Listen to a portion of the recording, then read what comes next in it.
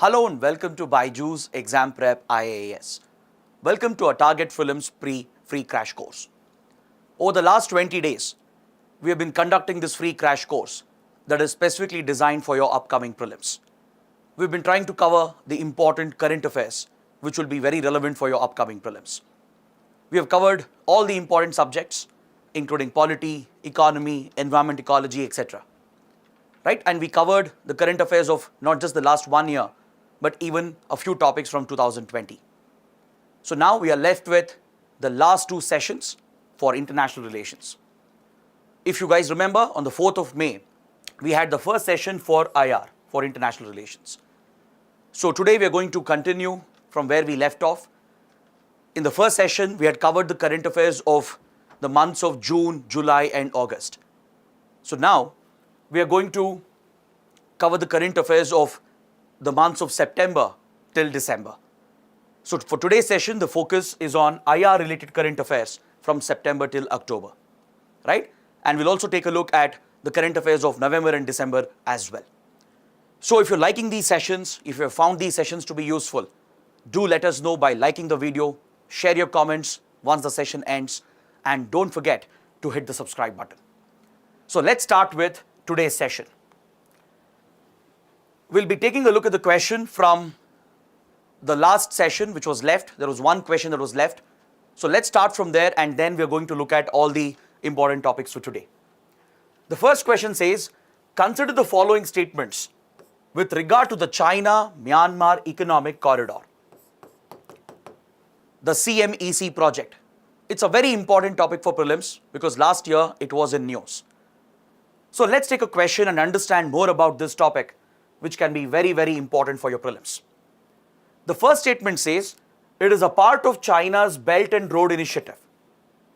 Second statement says it connects the Xinjiang province of China with the Rakhine state of Myanmar.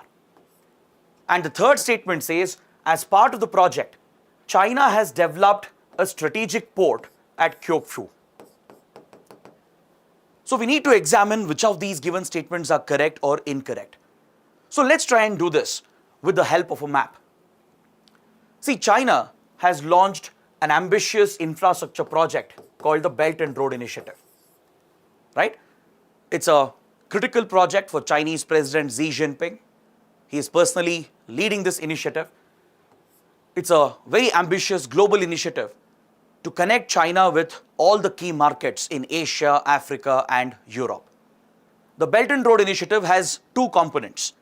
There is a land-based component called the Silk Road Economic Belt, which includes a network of roads, railway lines, and oil pipelines that connects China with many other Asian countries, with Central Asia, for example, with Europe, etc. This project also has a maritime component called the MSR, the Maritime Silk Route, or the 21st Century Maritime Silk Route project. So this initiative, it envisions China's links, maritime links, with all the key coastal nations across the Indian Ocean and across the Pacific and the Atlantic. So these are ambitious projects, connectivity infrastructure projects that China is driving. And there is one critical component of this project known as the China-Myanmar Economic Corridor, the CMEC project. It's a very, very important component of the BRI, of the Belt and Road Initiative. Last year, China operated this route. It initiated a connectivity link, which is part of this project. So that is why this topic was in news. This project, known as CMEC, it seeks to connect China's Kunming province from the Yunnan region over here with the Rakhine state of Myanmar. The project is designed to connect China's Yunnan with the Rakhine state. Okay?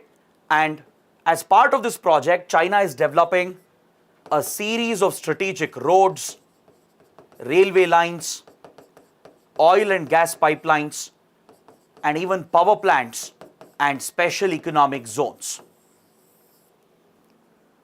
As part of this initiative, China has even developed a strategic port in Myanmar in the Rakhine state known as the Kyokfu port. Is that clear? In the previous class, in the first session of IR, we had studied about India's Kaladan project and a strategic port that India has developed in Myanmar known as the Sittwe port. The Sittwe port is very close to the Kyokfu port that China has developed, right? The Sittwe port has been developed by India as part of the Kaladan project. Just a few kilometers south of it, China has developed the strategic Kyokfu port. So China is seeking to connect all the key commercial centers in Myanmar like Mandalay, Naypyidaw, Yangon and the others. And this entire corridor links China's Yunnan province over here with the Rakhine state of Myanmar. Now this project in particular is very, very crucial for China because it helps China to overcome the Malacca dilemma. The Strait of Malacca near Singapore and Indonesia, right? It is a choke point. It's a very narrow opening. And for China, it happens to be a choke point, right? China is very dependent on the Strait of Malacca to access the Indian Ocean. Much of China's oil imports from West Asian countries passes through Strait of Malacca. So China considers the Strait of Malacca as a weak point, as a choke point. And it has always tried to bypass the Strait of Malacca. So China has been seeking direct access to the Indian Ocean without having to depend on the Strait of Malacca. And this project, the CMAC project, provides China this advantage. By connecting with Myanmar and the Kyokfu port over here, China can directly reach the Bay of Bengal and thus the Indian Ocean region. It need not depend on the Strait of Malacca, right? It can bypass this narrow choke point and directly reach into the Indian Ocean. So that is why this project is very critical. And last year, China operated this route and it ran a pilot connection through which few goods were sent from China through the CPEC corridor. This project is as important as the other component of BRI, which is the China-Pakistan Economic Corridor, the CPEC project, right? The CPEC project is also a component of the Belt and Road Initiative, just like the China-Myanmar Economic Corridor. This project allows China to directly connect with the Arabian Sea through the Gwadar port of Pakistan. So both these components are very crucial for China's Belt and Road Initiative. And hence for prelims, you should know the basic details of this project. You should know the key ports that are being built, the location of these projects, and as well as the alignment, the general alignment of these projects, right? So now with this understanding, I think we can easily answer this given question. The first statement is definitely correct. CMAC project is part of China's Belt and Road Initiative. However, the second statement is incorrect. Why? Because it's not connecting the Xinjiang province of China with Rakhine state of Myanmar. It's connecting the Yunnan province and the city of Kunming with the Rakhine state of Myanmar. So as a result, the second statement is incorrect. Whereas the CPEC project, the China-Pakistan Economic Corridor, this project connects China's Xinjiang province with the Balochistan province of Pakistan, right? So as a result, the second statement given here is incorrect. The third statement says, as part of the project, China has developed a strategic port at Kyokfu. This is definitely a correct statement as we saw in the map. So statements 1 and 3 are correct. So option C would be the right answer. Is that clear? So please take a look at this topic. Be familiar with the alignment of both China-Myanmar Economic Corridor and China-Pakistan Economic Corridor. Both are very important topics for your prelims, and these topics were frequently in news through the last 1.5 years. Now let's move to the second question. Consider the following statements with regard to the Nord Stream pipeline project. Another key project which was in news last year, right? The question says it is a gas pipeline meant to transport Russian natural gas to Germany. It passes via Poland and Ukraine. It includes two separate pipelines, Nord Stream 1 and Nord Stream 2. So first let me explain what is this Nord Stream project, why is it important, why was it in news. So based on that, it will be very easy to answer this question. See, the Nord Stream pipeline is a very important oil and gas pipeline in the Europe region. It's essentially transporting natural gas from Russia to Germany. Please make a note of this. It's a very, very important topic. It's a natural gas pipeline transporting Russian natural gas to Germany. And in this project, there are two separate pipelines. There is Nord Stream 1 that you can see in the map over here. The Nord Stream 1 pipeline that is highlighted in green. This project was completed back in 2011 itself. Russia and Germany, they have a very close energy partnership, right? Europe in general had a lot of dependency on Russian fossil fuels. Germany was dependent on Russian gas, and to transport Russian natural gas to Germany, Nord Stream 1 pipeline was built in 2011. Following this, a second pipeline project was launched in 2016, the Nord Stream 2 pipeline that you can see in this map over here. The blue dotted line represents the Nord Stream 2 project, which was an upcoming project. Is that clear? Now, if you observe, this pipeline is not passing over the continental area. It's passing under the water, under the sea, that is the Baltic Sea. These pipelines, they are underwater pipelines. They have been laid at the bottom of the Baltic Sea, and it does not pass over land. It doesn't pass through Poland or any other European country. It's directly connecting Russia with Germany, and the pipelines are passing directly through the Baltic Sea. This project is called the Nord Stream project. The word Nord is used because it also passes through the Nordic region, right? This region you see here, the Scandinavian peninsula, these countries are also referred to as the Nordic countries.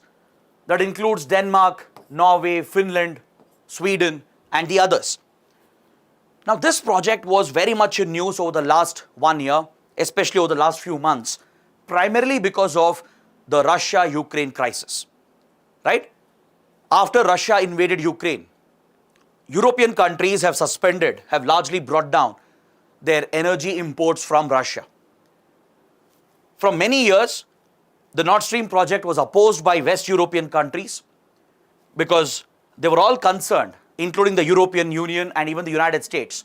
They were all concerned that the Nord Stream project is increasing Europe's dependency on Russian energy, right? But Germany was okay with it. Germany was going ahead with the initiative.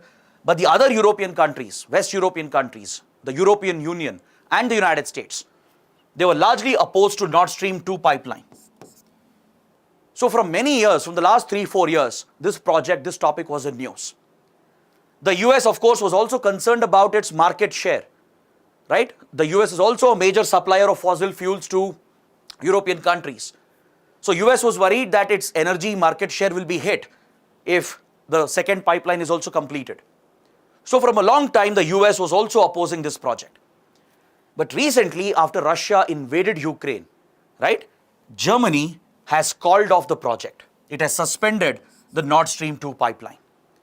So for all these reasons, the Nord Stream project was in news, and hence it's very important to know the purpose of the project and the alignment as well.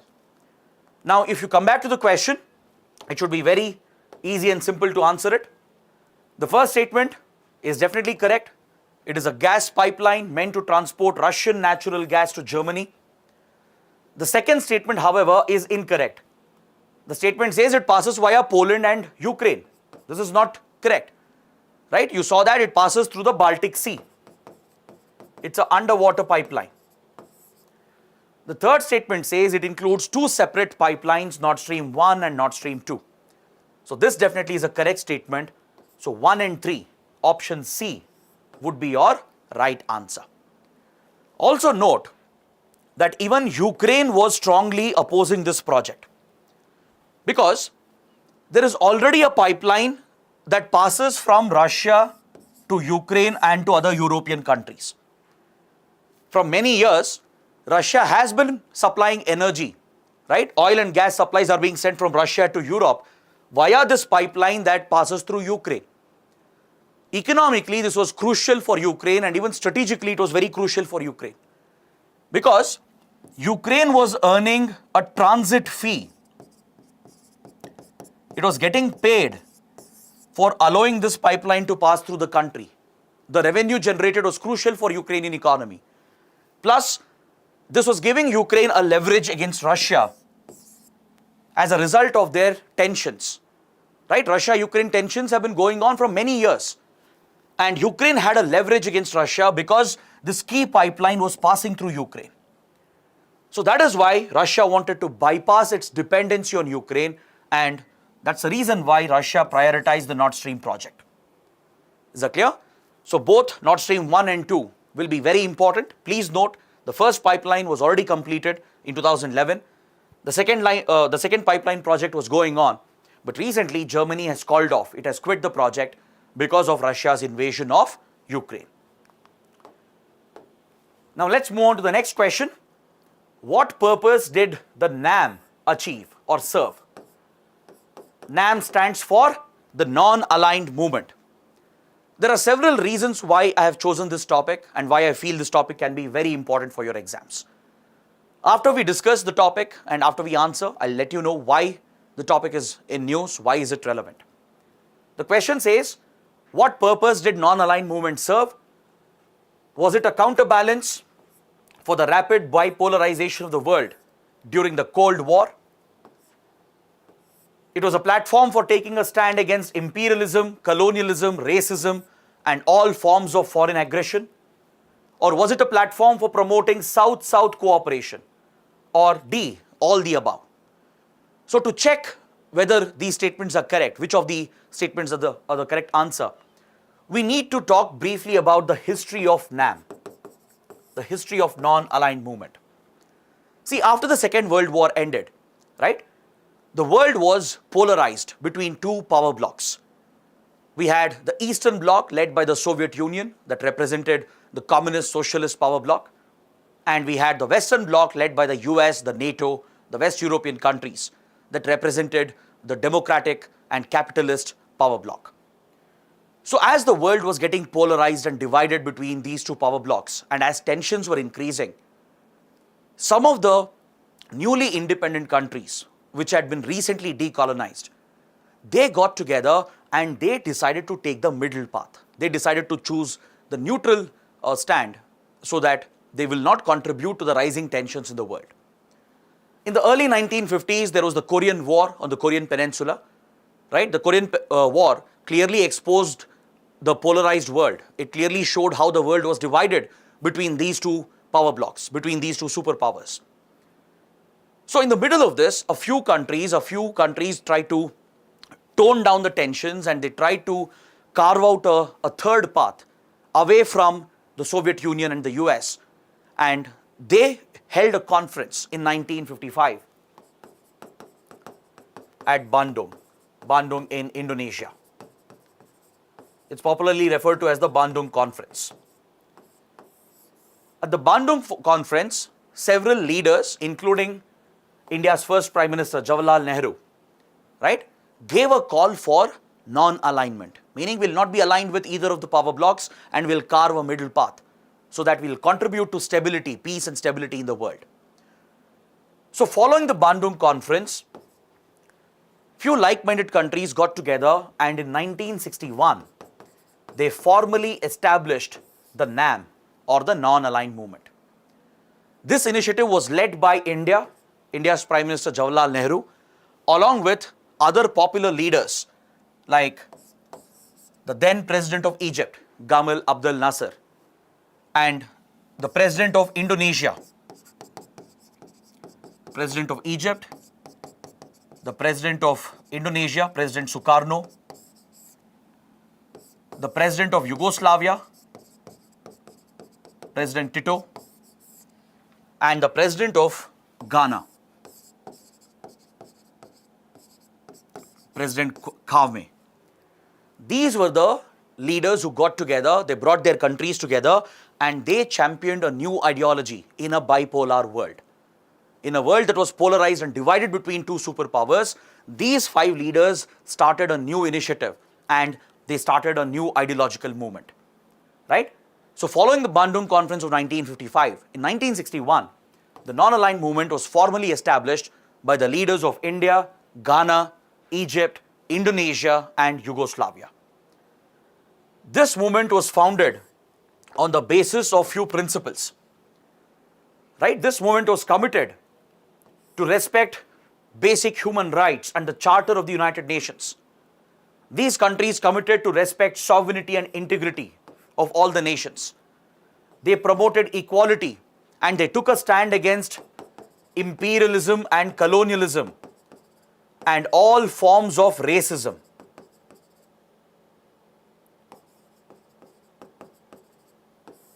So it was essentially an ideological movement against these two superpowers and against the domination of colonial and imperial powers. So these were the primary objectives of the NAM when it started out, and slowly it started expanding. Many countries, right, many developing, underdeveloped nations, they started joining the group. And today, the non-aligned movement has 120 members, including India. Is that clear?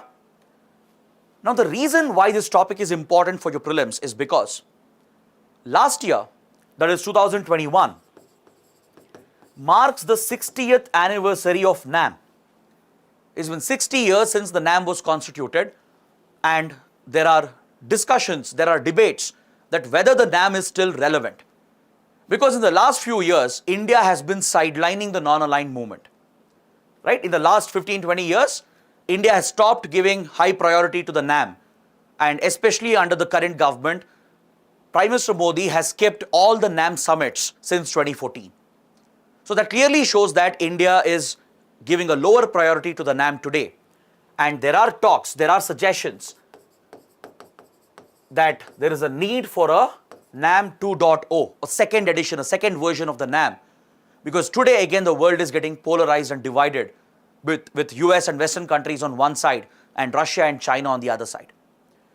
So because of all these developments, the topic of NAM is very, very important. So just take a look at the principles that the NAM stood for. Okay, there could be a potential question here.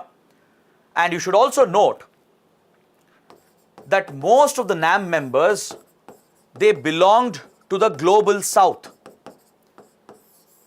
See, in international relations and in geopolitics, when we refer to the term global south and global north, we are not referring to the directions.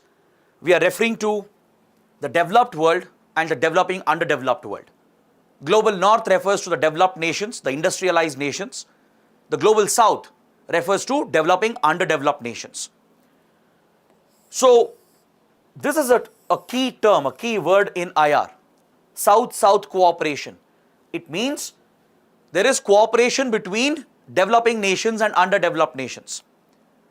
So let's say if India is helping a few developing and underdeveloped nations, then that is an example of South-South cooperation.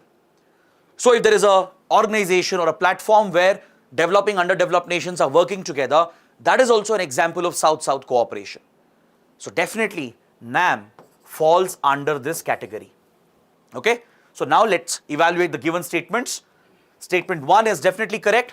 Statement, that is option A, NAM was started as a counterbalance, as a counterweight to the bipolarization that was happening in the world post the Second World War. Right? As the Cold War had started between the two superpowers, NAM was a counterbalance to them. This platform did help in taking a stand against imperialism, colonialism, racism, apartheid, and any form of foreign aggression and foreign domination. And of course, it was an example of South-South cooperation because developing underdeveloped nations were collaborating here. So all the three given options are correct. Option D is your right answer. Okay, so NAM is still a very important topic for our exams. Now let's take a look at the next question. The question says, countering America's adversaries through Sanctions Act, or CATSA or CATSA, which was enacted by the US Congress, primarily targets which countries? Is it meant to target Russia, China, Venezuela, Iran, or North Korea? To answer this question, first you should know what is CATSA. What is the purpose of this law that was enacted by the US Congress? You need to understand whether it affects India, right? Which countries are targeted under these sanctions imposed by the United States? If you have this understanding, it's fairly simple to answer this question, right? Now, this topic as well has been in news since the last 2 years at least, right?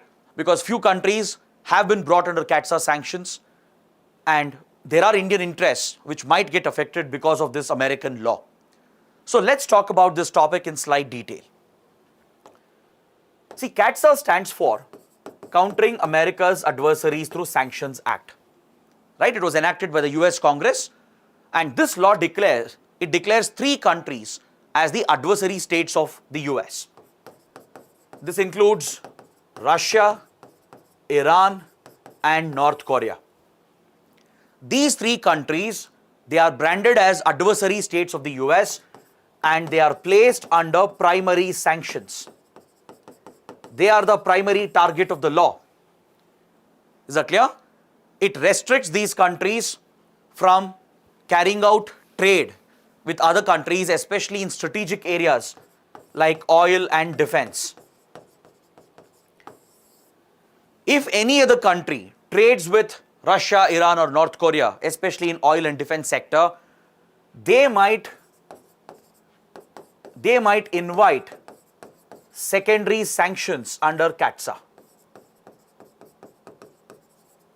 If any other third country, if a third party other than these countries, if they trade with Russia, Iran, or North Korea, and that too in the oil and defense sector, they might invite the secondary sanctions under this law, right?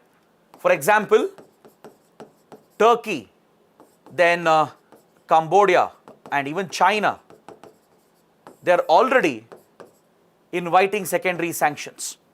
Turkey especially was recently targeted, and even China was targeted through secondary sanctions because they both were procuring advanced weapons from Russia, like the S-400 missiles. So the US extended the secondary sanctions on Turkey and China as well. Even Cambodia is under the threat, right? And even Vietnam, even they are under the threat of inviting secondary sanctions because they all have defense relations, close defense relations with Russia. Now, this is where the topic is of concern for India, because India is also looking to procure the S-400 or the Triumph air defense system, which is a surface-to-air missile from Russia, right? And the US has already threatened India that India might invite secondary sanctions under this law. So India has tried lobbying with the US to escape these sanctions, right? India has requested the US to exempt India from these sanctions.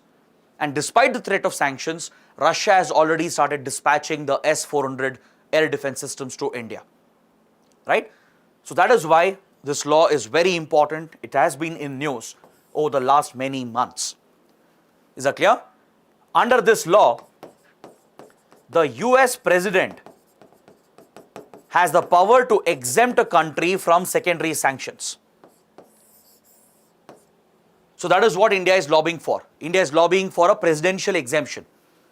If the US feels that American national interests are being promoted because of a oil or defense deal with these countries, then the US president can exempt certain countries and they will be spared the sanctions of CATSA. So India is trying to get this exemption, right? For example, with regard to Iran, India had very close strategic and trade relations, right? Iran was a major supplier of oil to India. At one point, Iran was the second highest oil supplier to India. But because of the sanctions, the American sanctions against Iran's nuclear program, India was forced to cut oil imports, to zero out oil imports from Iran. So, in that regard, India abided by the American sanctions. But however, India had a strategic investment in Iran, that is the development of the Chabahar port. The Chabahar port was strategically crucial for India to access Afghanistan and Central Asia. And India is a stabilizing force in Afghanistan and in Central Asia. So this actually serves American interests. So India convinced the US that the Chabahar port is in the interest of the US. So Chabahar port project and India's investments in these projects were exempted from the American sanctions. But however, India had to cut down oil trade with Iran, right? Now the same concerns were there with regard to India-Russia defense relations, because even after the war broke out in Ukraine and even after Russia has been hit with a series of sanctions by Western countries, India has continued its close relations with Russia. We even went ahead and bought discounted oil from Russia, right? Western countries were upset with India as well. Plus, Russia has already started dispatching the S-400 missiles to India. So there were concerns that India might face the secondary sanctions under this law. But on the other hand, the US also understands that it can't disrupt its close relations with India. Because if these sanctions were to be imposed on India, it will take a huge hit on the India-US relations. Right? So for now, India has managed to escape the sanctions under CAATSA. Is that clear? But Turkey and China, they have been hit with secondary sanctions. So now the question was asking you to point out the primary targets of this law. Which are the countries that are being targeted through this law? It is Russia, Iran and North Korea, right? Not China and Venezuela. China has been placed under secondary sanctions. It's not the primary target of the law. Understood? So China, Venezuela would be incorrect, even though US has separate set of sanctions against them. Against Venezuela, for example, the US has separately imposed few sanctions. Even against China, especially for violating human rights in Tibet and in Xinjiang, US has separately imposed a set of sanctions on China. And under CAATSA, China has been under secondary sanctions because of its defense ties with Russia. The primary target is Russia, Iran and North Korea. 1, 4 and 5. Option C is the correct answer. Okay? Now moving on, we'll take a look at the next question. Which of the following geopolitical strategies are attributed to Chinese diplomacy? There are 4 terms given over here which are frequently used in geopolitics, right? If you've been reading newspapers regularly, you would have definitely come across these terms. Debt trap diplomacy, string pearls theory, salami slicing technique, wolf warrior diplomacy. Now you need to check whether these geopolitical terms, whether they are associated with Chinese diplomacy. So to answer the question, first you should know what do these terms refer to, right? You should know the concept behind it, and all these terms are frequently in current affairs. So as a result, it can be very, very important for your prelims. First, let's talk about debt trap diplomacy. This foreign policy strategy is attributed to China. Okay? Western countries, especially the US, and several analysts and experts and thinkers, they believe that China has this policy, deliberate policy, that they refer to as the debt trap diplomacy. Of course, China wouldn't give this name. It's not a formal name given by China itself. It's a name given by the other countries, by the Western countries, by certain experts and thinkers. So they believe that China follows a strategy called the debt trap diplomacy. So let me make it very simple. Under this policy, it's believed that China provides attractive loans, very attractive loans to small countries, small economies, in the name of investing in infrastructure projects, especially under its Belt and Road Initiative. China is known to provide large sums of loans, very attractive loans to these small countries and small economies. So these countries, they get attracted by the by the offer, and they end up borrowing this money from China. Eventually, these countries won't be able to repay the loans, right? Of course, China is not doing charity here. So these countries which have borrowed from China, they won't be able to repay the loans, and they fall into a debt trap or a debt burden. They fall into a debt trap. They're not able to repay these loans. And eventually, China will use this as a leverage. It will use this as a leverage to take over strategic projects. In fact, it is even alleged that China deliberately funds commercially unviable projects. There are allegations that China deliberately picks out those projects which are going to fail commercially, because China is not interested in the commercial value of these projects. It's interested in the strategic value of these projects. So by providing attractive loans, it picks out these strategic areas and offers these funds, these infrastructure funds, to small countries and small economies. So these countries are attracted by it, they borrow the loans, the project is also executed, but eventually the project fails to generate any revenue, because to begin with, the project was never financially viable. And as the project fails commercially, the country will fall into a debt trap, into a debt burden. It won't be able to repay China. And now China has the advantage, it has a leverage. It will force that country to hand over this project for a long-term lease. With no other option left, the small countries will hand over this strategic project, which has a strategic location, and they will give it away to a Chinese company on a long-term lease. A classic example over here would be the Hambantota Port project in Sri Lanka. The Hambantota Port is a strategic port located in southern Sri Lanka, right? Initially, the project was offered to India at one point of time. But India rejected this project because India didn't find this project to be financially viable. Later, China gained control of the project. It funded this project with heavy investments. So Sri Lanka borrowed these loans, massive loans from China, and as expected, the project failed commercially. Hambantota Port was a commercial failure. There is another airport nearby called the Matala Airport. Even this airport project was executed by China near the Hambantota Port, and this project also failed. The Matala Airport today is called the world's most silent airport, because in many years, not a single flight has taken off from Matala Airport. So eventually, Sri Lanka fell into a debt trap, into a debt burden, couldn't repay these loans to China. And finally, the strategic Hambantota Port was handed over to a Chinese company for a 99-year lease. So China can access and control this port for 99 years.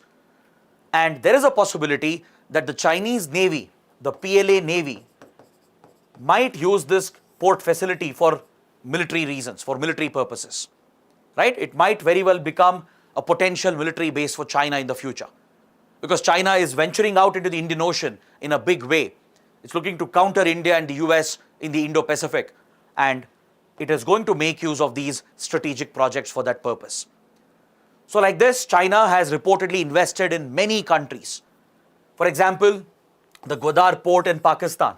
You all know the state of Pakistan's economy, right? Pakistan will most likely not be able to repay the loan, right?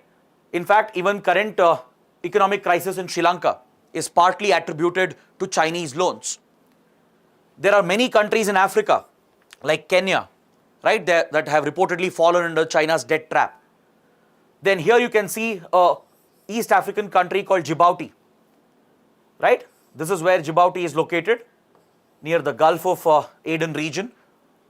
Over here, China has executed many key projects, and it has even set up its first foreign military base. China set up its first foreign military base at Djibouti. There are many more examples we can give. There is Laos, which has also come under China's debt burden, right? Philippines, many small island countries in the Pacific, like Vanuatu over here, right? And even Myanmar, for example. As we discussed, China has built the Kyaukphyu port as part of China-Myanmar Economic Corridor. So Myanmar is not able to repay China on time. So there are concerns that China will strategically align these projects, and as these countries fall into a debt trap or a debt burden, it will try to take over these projects for a long-term lease. So these projects are commercial looking in nature, but China could give it a strategic purpose, a military purpose, and potentially turn them into Chinese bases around the Indo-Pacific.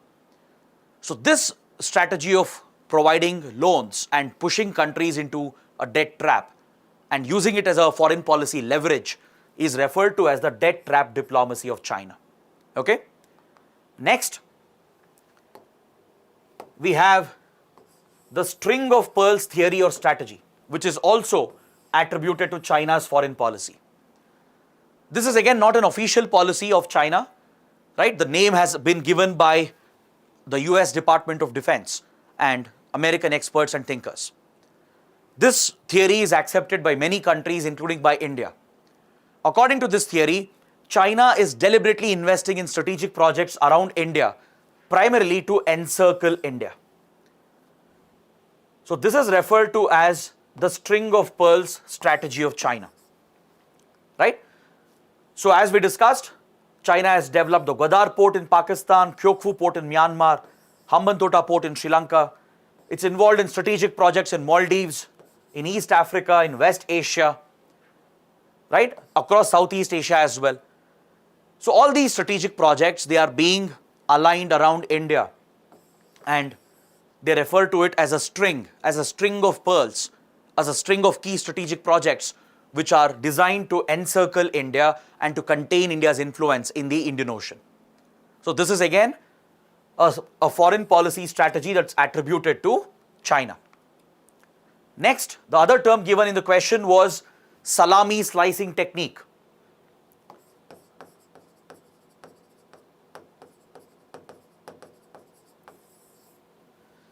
See, salami is it's a type of meat cut that you can see over here. Almost resembles a sausage, right?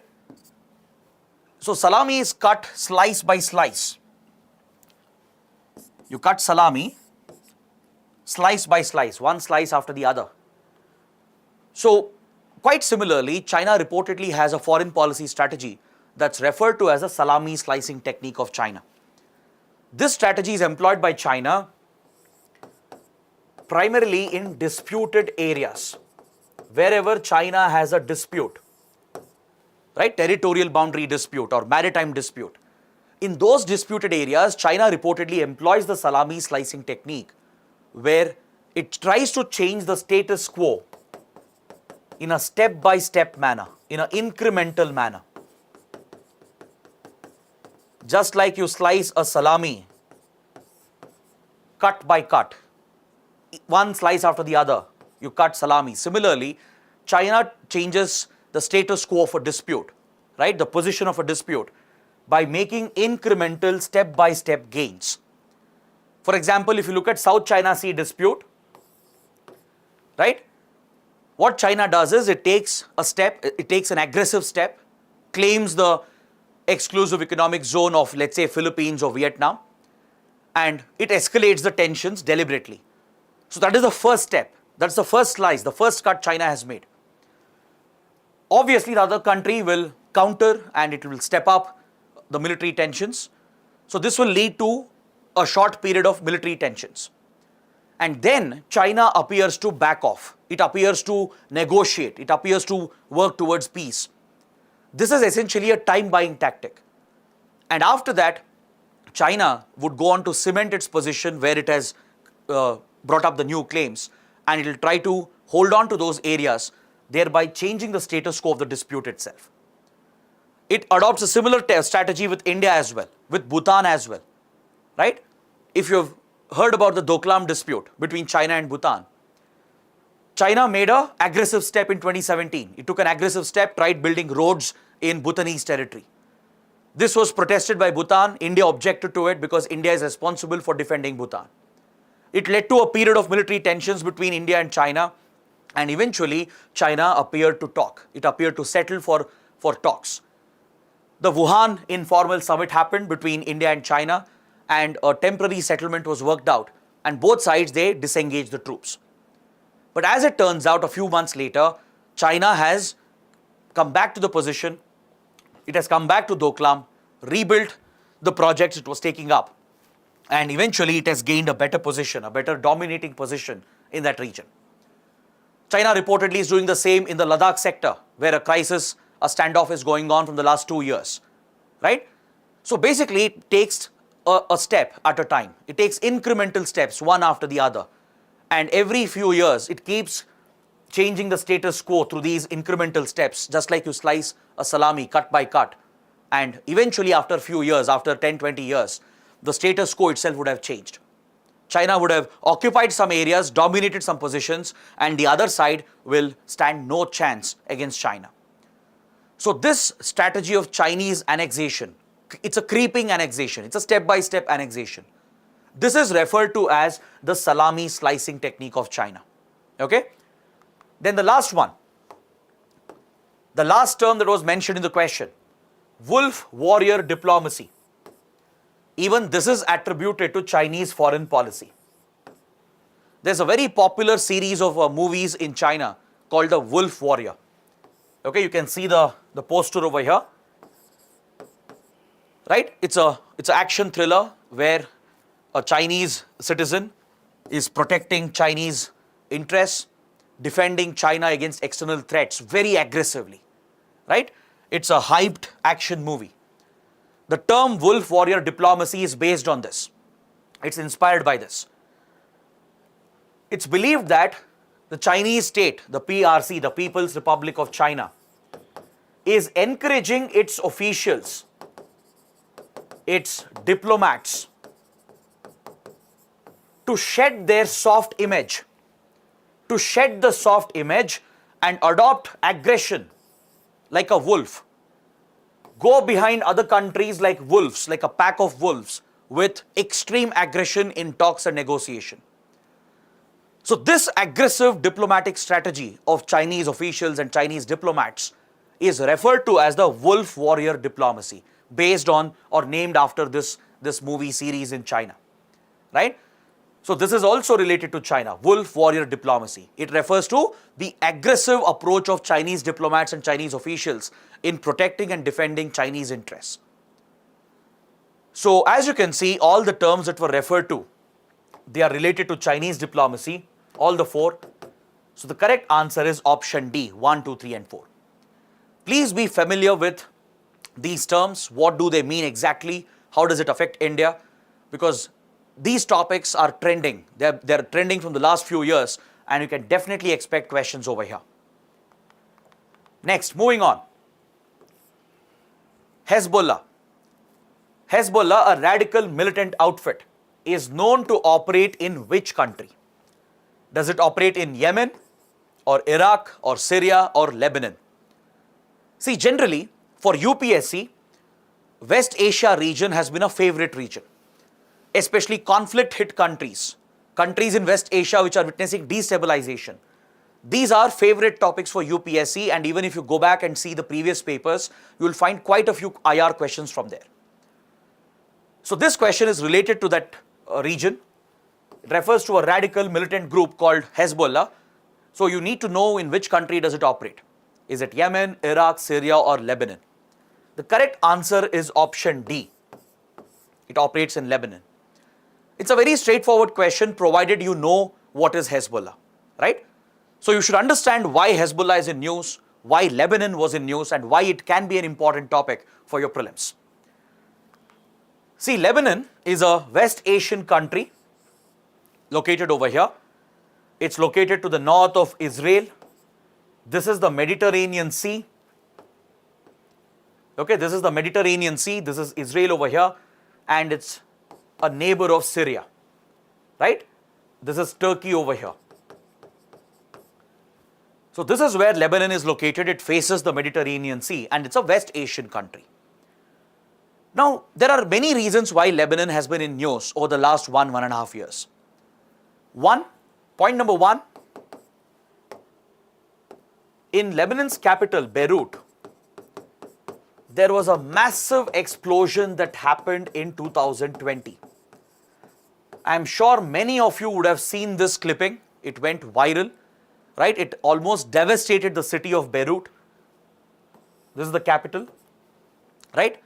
It was a case of negligence.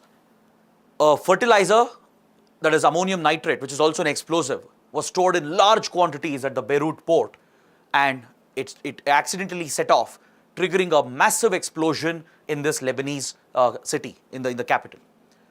So this demolished a number of buildings. The entire city had a huge impact, and this started taking a toll on Lebanon's economy.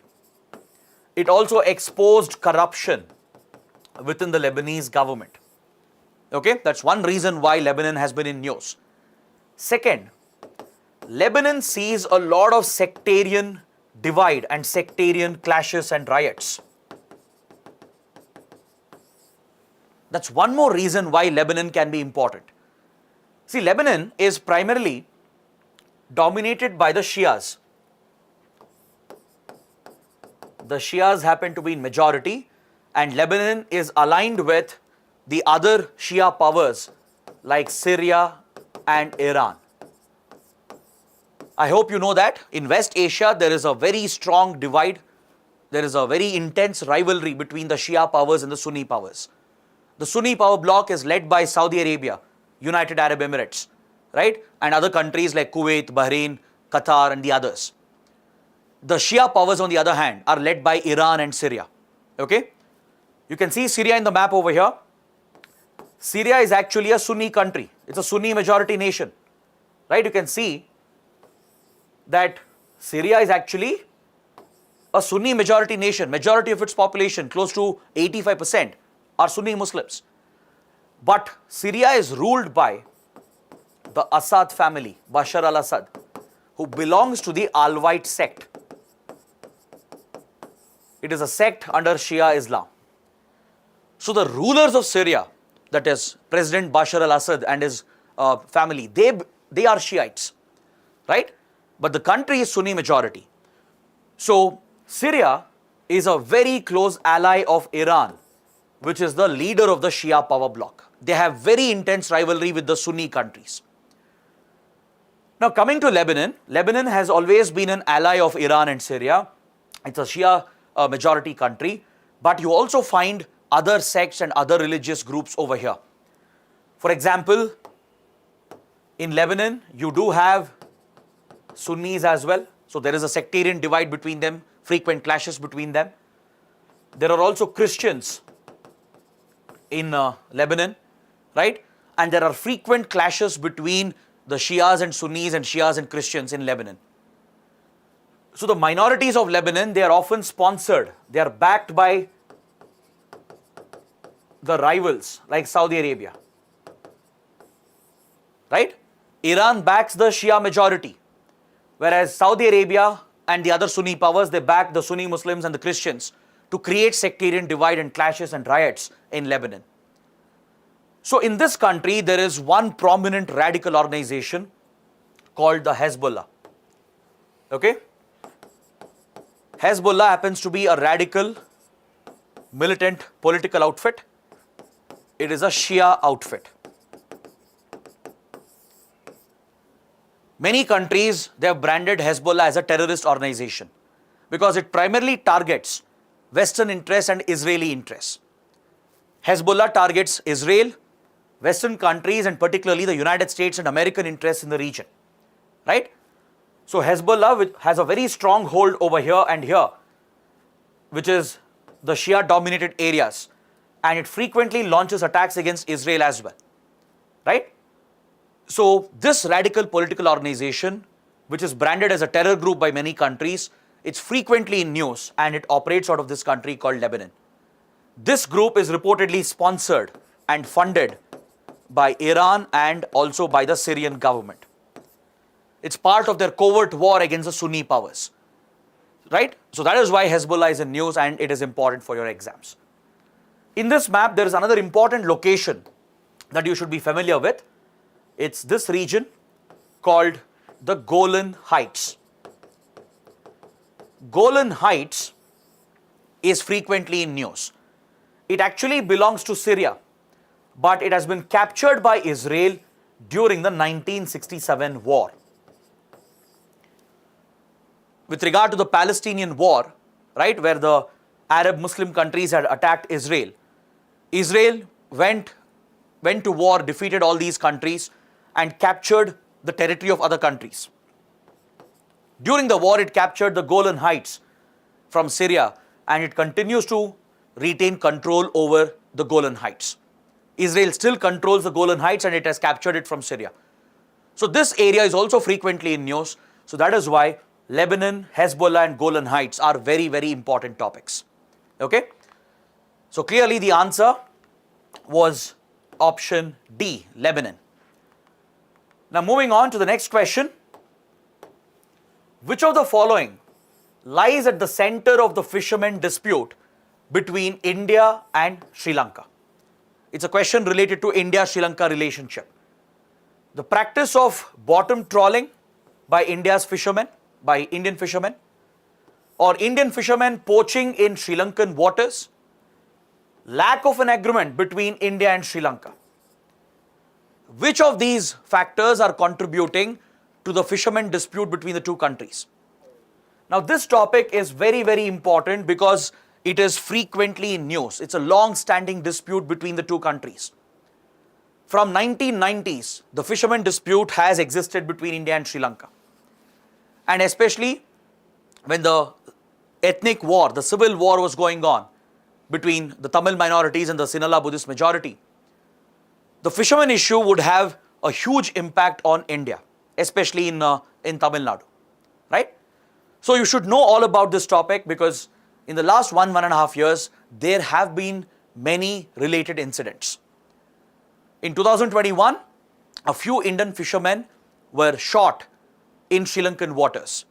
A few were arrested by Sri Lankan authorities because Indian fishermen from Tamil Nadu, they tend to cross over into Sri Lankan waters and they fish from Sri Lankan waters. So this is a long-standing issue. It's going on for many years and you should know what exactly is the reason behind it. What factors are contributing to it, right? If you're not fully aware, you might go ahead and mark just 2, option B as the correct answer, right? You might just assume that Indian fishermen are poaching in Sri Lankan waters. That's the only reason. But if you carefully examine the other statements and if you know the background to this topic, you'll be able to take a better position, right? So here in this map, we are looking at the India-Sri Lanka maritime boundary line over here that was settled through a 1976 agreement. In the year 1976, India-Sri Lanka settled their maritime boundary agreement and here you can see the exclusive economic zone of Sri Lanka. This is Sri Lanka's EEZ. Okay? Important locations between India and Sri Lanka include the Gulf of Mannar over here and the Park Bay or the Park Strait. Both are very, very important locations. So now let's understand what is this fishermen issue all about. Why is it that Indian fishermen cross over into Sri Lankan waters and why are they fishing from Sri Lankan waters? What's the reason? The reason is the fishermen from Tamil Nadu, they have largely exhausted the fishes in Indian waters. Why? Because they employ a very controversial and unsustainable fishing technique known as bottom trawling. The fishermen from Tamil Nadu, they employ an unsustainable fishing practice that's known as bottom trawling. In bottom trawling, motorized boats, large motorized boats are used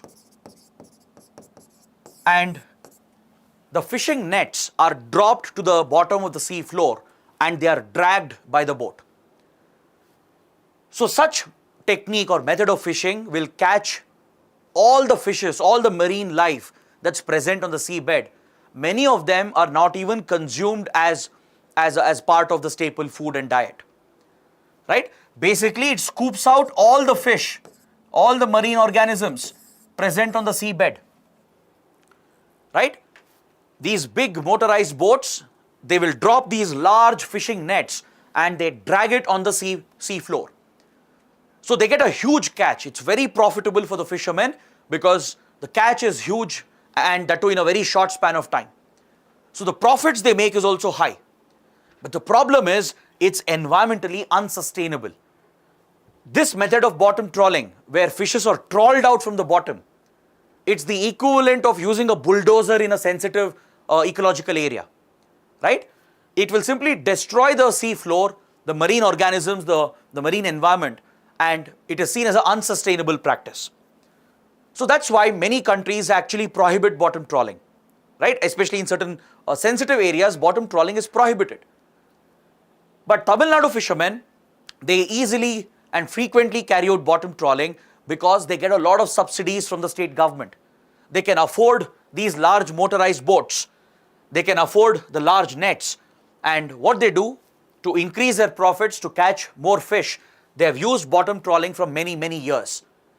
So as a result, in Indian waters, in India's exclusive economic zone, the fishes have largely been exhausted. So today they don't get a good catch.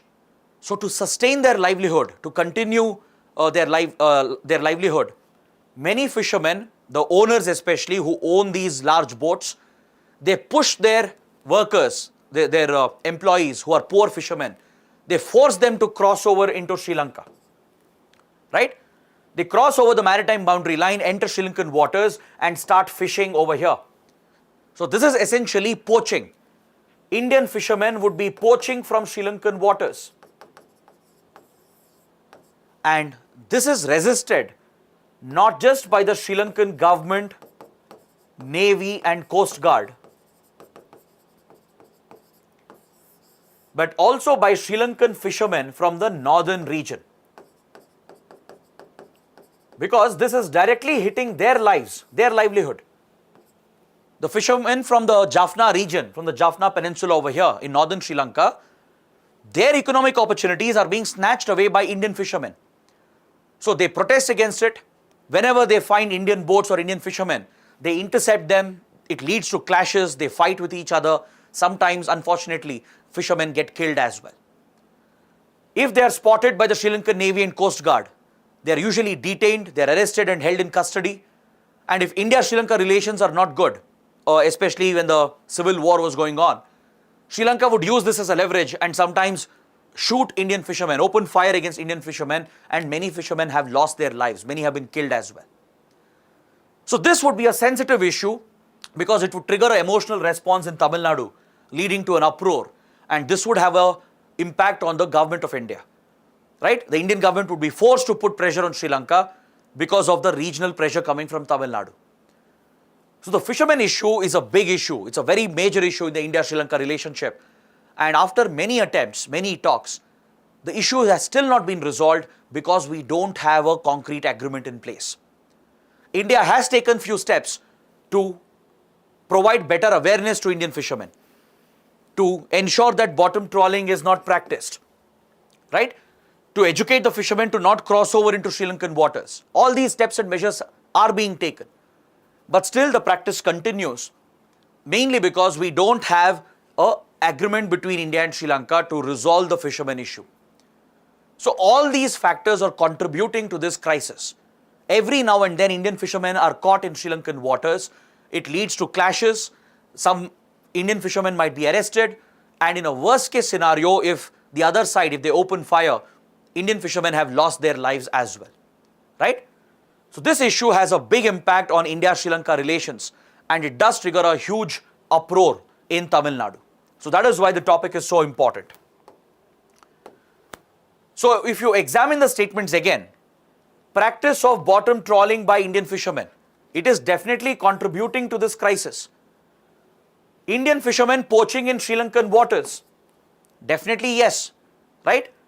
And lack of an agreement between India and Sri Lanka, this is also contributing to the fishermen issue. So all the three are correct. Option D, 1, 2 and 3. All three statements are correct. So this topic is definitely important for your exams because just last year, a few Indian fishermen were shot in Sri Lankan waters. That is why the issue had come up again. And with regard to this issue, there is an island over here, a very, very important island known as the Kachativu Island. Now I want you to take this up as an exercise. I want you to read about Kachativu Island, who owns the Kachativu Island.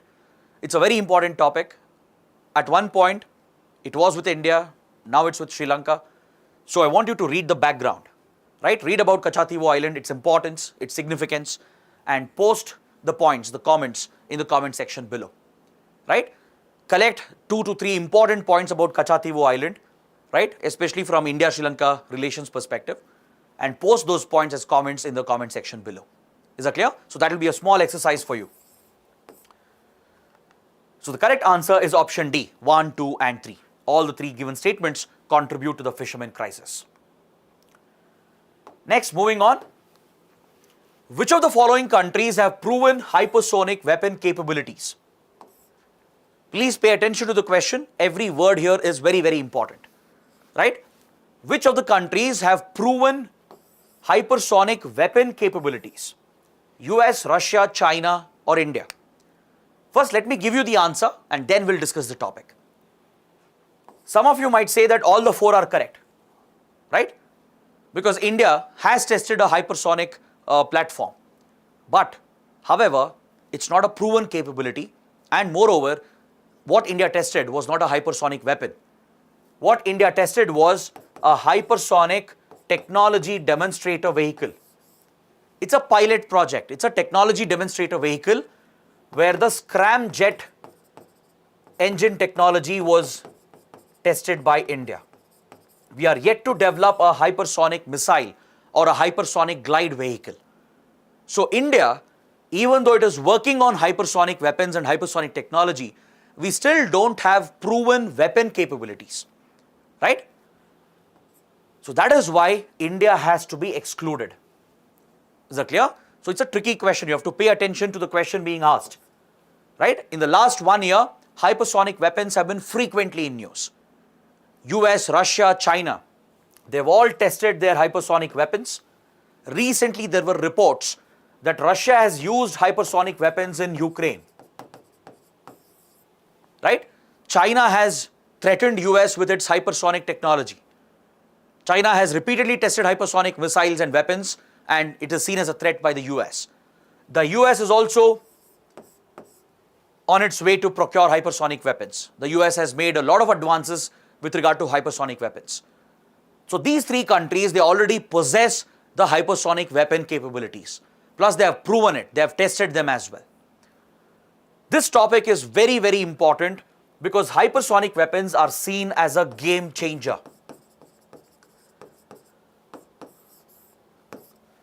Many experts argue that this is the Sputnik moment in today's world, right? In 1950s, when Soviet Union launched the Sputnik satellite, it triggered a space race and an arms race between the 2 superpowers.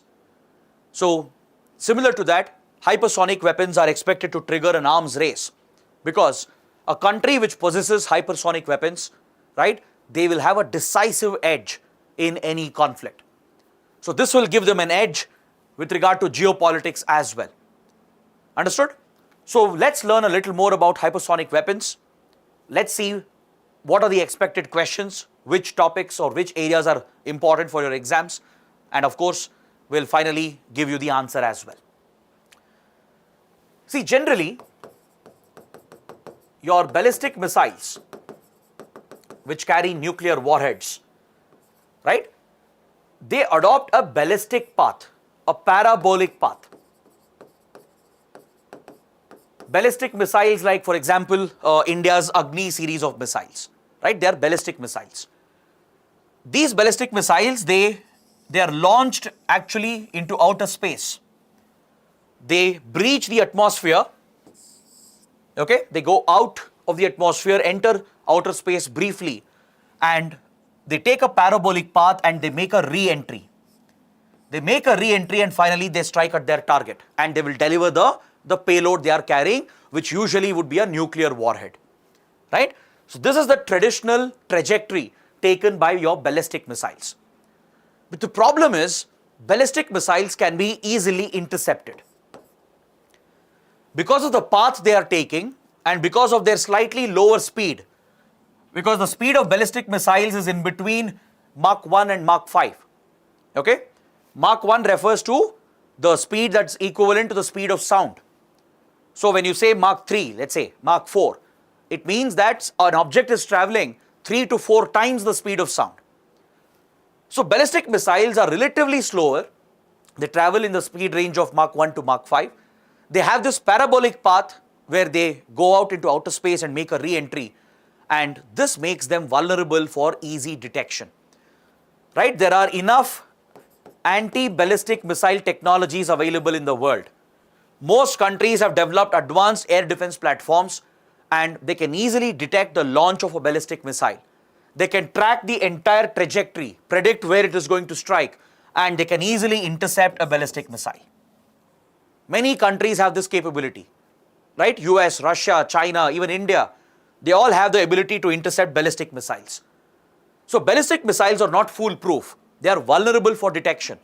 They can be picked up by radars. They can be picked up by satellites. And the trajectory can be calculated, and you can intercept the incoming missile, and you can prevent the threat. So that is why the major powers, they are looking to go beyond ballistic missiles by developing the weapon of the future. That is a hypersonic weapon. When I say hypersonic weapon, right, it's a weapon platform that can travel at hypersonic speeds, that is in the range of Mach 5 to Mach 10. It can fly in the range of 5 times the speed of sound at the minimum. It can hit 10 times the speed of sound. So at this pace, at this speed, it is virtually impossible to detect and intercept the missile. And also note, it's not just the speed of the missile which makes it so deadly. It is also the path that it takes. Please remember this point. A hypersonic weapon or a hypersonic flight, it will not adopt the parabolic trajectory path where it goes into outer space and makes a re-entry. Hypersonic weapons will stay within the atmosphere mostly, and it will adopt a irregular path, meaning you can maneuver a hypersonic projectile. Is that clear? There are two types of hypersonic weapons that can be built based on hypersonic technology. Either you can build a regular missile, a cruise missile, or there's something known as a glide vehicle. It's almost like a small aircraft. Okay? On a hypersonic rocket, the glide vehicle can be launched into the atmosphere, into the higher reaches of the atmosphere, and the glide vehicle will start traveling at hypersonic speeds towards the target. This glide vehicle can be maneuvered mid-flight. You can change its path, its trajectory, just like you control a flight or a drone. So this irregular path adopted by hypersonic platforms or weapons, and the tremendous speed they travel at, make it virtually impossible to detect them and intercept them. No country in the world has technology today to intercept hypersonic, any object flying at hypersonic speeds. That is why it is considered as the weapon of the future, and if these platforms carry nuclear warheads, those countries will have a strategic edge. Is that clear? And these hypersonic platforms, they employ the scramjet technology. They use a special engine to achieve these high speeds, tremendous speeds. A scramjet engine is an air-breathing engine. It takes in air from the atmosphere, uses oxygen as fuel for combustion. Right? So such engines are called scramjet engines or scramjet technology, and this is at the very foundation of hypersonic technology. So countries like US, China and Russia, they are miles ahead of others.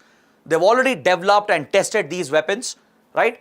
Here I've given a list of the names of these hypersonic missiles and glide vehicles, because in the last 1.5 to 2 years, multiple hypersonic tests were done, and especially Russia has tested many platforms. You should know the names as well.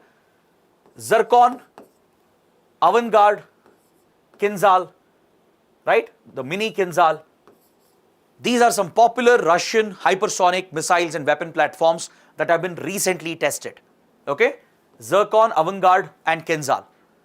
Then Russia and India are jointly developing the BrahMos 2, which is going to be a hypersonic platform, but it is still in developmental stages. US and China are already way ahead. The US has already tested and successfully deployed few hypersonic missiles and platforms. China has the Xingong hypersonic missiles and the DF, ZF hypersonic series. These are all hypersonic weapon platforms, missiles and glide vehicles that China has already tested and proven. And countries like India, Japan, France, even Australia and Germany, they are looking to develop hypersonic weapons. They are in the process of developing them, right? India has tested the technology. Recently, we tested the Hypersonic Technology Demonstrator Vehicle, HSTDV. So India is definitely getting into the league. We do have hypersonic capabilities, but it is still not proven, and we still don't have weapon capabilities, right? We have only developed the scramjet engine, tested it once. We are yet to develop a hypersonic missile or a hypersonic glide vehicle which can carry the warheads. Then another country which is said to have hypersonic technology is North Korea. North Korea has claimed to have tested hypersonic missiles and glide vehicles. But these claims are not, entirely they have not been ascertained. So North Korea may or may not possess hypersonic capabilities. There is no clarity there because North Korea is not very transparent about its military programs. So based on this understanding, we can say that India has to be excluded. So 1, 2, 3, option C would be your correct answer. Right? Option C becomes the correct answer for this question. Now moving on to the next question. Barahoti is a disputed area between which two countries? This topic was also in news last year. It's very, very important considering the significance of this location. Barahoti is a place which was in news. It's a disputed border area. You need to know it's disputed between which two countries. Is it India, Nepal, India, China, India, Bhutan and China, India, Myanmar and China? The correct answer is option B, India and China. Okay, let me point out where this place is located. Barahoti is located in the state of Uttarakhand, in the Indian state of Uttarakhand, in the Chamoli district. Okay, this is where Barahoti is located along the India-China border. This place was in news because just a few months back, Chinese troops carried out an incursion at Barahoti. Even as the Ladakh crisis was going on, right? Chinese troops, the PLA, they carried out an incursion into Indian territory at Barahoti in Uttarakhand. That is why the topic was in news. This place is located very close to an important pass known as the Tunjun Pass. Barahoti is located near the Tunjun Pass that connects Uttarakhand with Tibet. Okay. Then nearby Barahoti you have the Nanda Devi National Park as well, another important location. In fact, Barahoti is located to the north of the Nanda Devi National Park, right? And this Barahoti region, it is a demilitarized zone. India, China have a few agreements. They have a few border agreements to maintain peace and tranquility. Through these agreements, they have declared this region as a demilitarized zone, meaning they're not supposed to deploy troops here, right? Even if they deploy, they can't carry weapons, they can't open fire. So that is why Indian forces, that is the Indian Army and also ITBP, Indo-Tibetan Border Police, which is the border guarding force for the Chinese border, they maintain a presence a little far away from the border at Joshimath. This is where India has a military presence. India respects the agreement and we largely stay away from the border area which is disputed. Even China was maintaining the same, but recently it carried out a deliberate incursion at this place known as Barahoti. Okay? In the map, you can also see other sacred pilgrimage sites of Uttarakhand like Gangotri, Kedarnath, Badrinath and the others, Haridwar, Rishikesh, right? But the location of Barahoti, why it is in news, can be very, very important for your prelims because of the ongoing border crisis between India and China. Now moving on, we'll take a look at the next question. China has recently announced that it will build its second foreign military base. It will come up in which country? In an earlier topic, I mentioned that China has opened its first foreign military base in an African country, in an East African country known as Djibouti. So now you need to check in which other countries China is looking to set up its second foreign military base. Because this recent announcement was made by China. Just a few months back, there were reports, very strong reports, that China is looking to build its second foreign military base in a particular country. Is it Myanmar or Pakistan or Tajikistan or Somalia? The correct answer to this question is option C, Tajikistan. See, this announcement came from China after Afghanistan fell under the Taliban. After Taliban captured power in the country, the Central Asian countries that neighbor Afghanistan, they became very critical. That is Tajikistan, Uzbekistan and Turkmenistan. China has major interests in Afghanistan. It has already established relations with the Taliban as well. It has maintained contacts with the Taliban, struck a deal with them. So naturally, China wanted a strategic position in the region so that it can extend its influence in Afghanistan and maintain stability in Afghanistan. Because China is looking at major investments in the country in the future. So with this intention in mind, China has worked with Tajikistan, and Tajikistan has allowed China to set up a foreign military base that faces the Afghan border.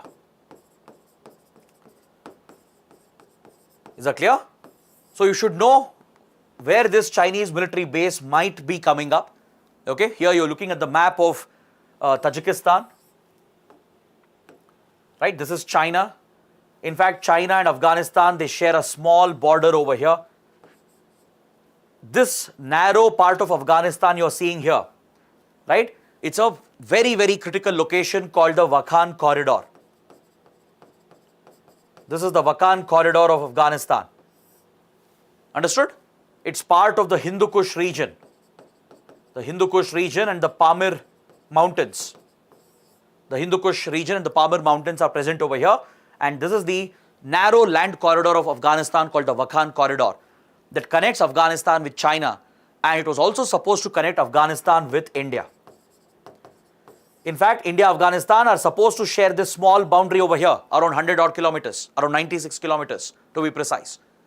Right? This was supposed to be part of the Gilgit-Baltistan region. But as you know, this entire region has been illegally occupied by Pakistan. Right? This is Pakistan occupied Kashmir. So if Pakistan hadn't occupied the Gilgit-Baltistan region, today's POK region, India would be having a direct border with Afghanistan towards the Wakhan Corridor. India could have connected with Wakhan Corridor and with the Central Asian countries. But the important point over here is that Tajikistan is the northern neighbor of Afghanistan. Right? And Tajikistan was a former Soviet member. It was part of the Soviet Republic. So Russia has many military bases even today in Tajikistan. Is that clear? You can see in this map, it depicts Russia's military presence, military bases in Tajikistan, located right to the north of Afghanistan. Understood? So Tajikistan is home to military bases of many countries, that is including Russia. And interestingly, even India has reportedly set up a couple of military bases in Tajikistan. In Tajikistan, there are two locations known as the Farkor Air Base and the Aini Air Base. Right? Reportedly, these military bases, they were set up by India's RAW, Research and Analysis Wing, when India was working with Iran and Russia to sponsor a resistance force against the Taliban known as the Northern Alliance. Back in 1990s, to be precise in 1996, when Taliban had captured power for the first time, right? Taliban was seen as a threat by India, Iran and Russia. So they jointly sponsored a resistance group in the northern parts of Afghanistan called the Northern Alliance. If you remember, we spoke about the Northern Alliance in the previous session on the 4th of May, in the first IR session. So this coalition of different northern tribes in Afghanistan were backed secretly, covertly by India, Iran and Russia. So to run these covert operations, India reportedly had set up a military base and an intelligence facility at Farkor Air Base and Aini Air Base of Tajikistan. Because India, Tajikistan have very close relations. In general, India is very close to Central Asian countries. So both India, Russia reportedly have military presence in Tajikistan. So now, China is also looking to extend its presence and influence over here. In fact, China already had a small military outpost near the Wakhan corridor, right? But now it is looking to set up a major military facility here, closer to Afghanistan, in this region known as the Gorno-Badakhshan province. The Gorno-Badakhshan province, it's an autonomous region of Tajikistan that borders the Wakhan corridor in Afghanistan.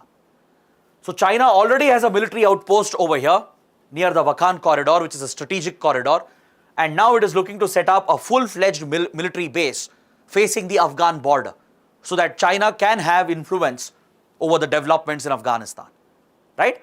So these are some important topics, developments and locations that you should be familiar with as far as Afghanistan and Central Asia are concerned. So now the answer is very simple, straightforward. It is Tajikistan. So this is where China is most likely to set up its second foreign military base after Djibouti. Next question. India has recently joined a new Quad in West Asia for economic cooperation. Which countries are part of it? This was very much in current affairs in the month of November last year. It's a very, very important topic. I'm sure all of you would have heard about the quadrilateral grouping or the Quad that is focused on the Indo-Pacific region, right? This informal diplomatic grouping includes India, US, Japan and Australia. This is the Quad that we have all heard about since few years. It is seen as a diplomatic grouping of these four democracies to counter China in the Indo-Pacific. Right? In the last session as well, we had taken a question on the Quad grouping. The objective of this Quad that's focused on Indo-Pacific, that's focused on the Asia-Pacific region, is to enforce a rules-based order. Its objective is to uphold international rules, international law in the Indo-Pacific and enforce a rules-based order. Because in the Indo-Pacific, China is violating rules, it's violating international law. So that is one reason why these four democracies came together and formed the Quad, the quadrilateral, as an informal diplomatic grouping, right? Attempts were made to give it a military purpose. US, Japan, Australia, they wanted this to become a military grouping as well. But India resisted. India strongly resisted because India never joins any military clubs or military alliances, right? We like to maintain an independent foreign policy, right? Our foreign policy is based on the principle of strategic autonomy, right? We maintain independence in our foreign policy. We never join any military clubs, military alliances that are designed to target a particular country. So India resisted from turning the Quad into a military grouping, and today the Quad of the Indo-Pacific has diversified into many other areas, into areas of technology, healthcare, vaccine development, right, connectivity. All these areas are being addressed by the Quad. So along with this, there is a new Quad grouping that has been announced last year, but this time it's a group that's focused on West Asia region, right? Under the Act East policy, we have the Quad of the Indo-Pacific, including US, Japan and Australia.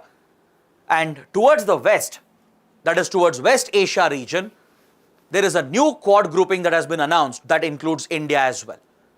So you need to know which are the other countries, which are the other three countries that are part of this new grouping. Is it US, Saudi Arabia, Israel or United Arab Emirates? The correct answer is US, Israel and UAE, 1, 3 and 4. Option D is the correct answer.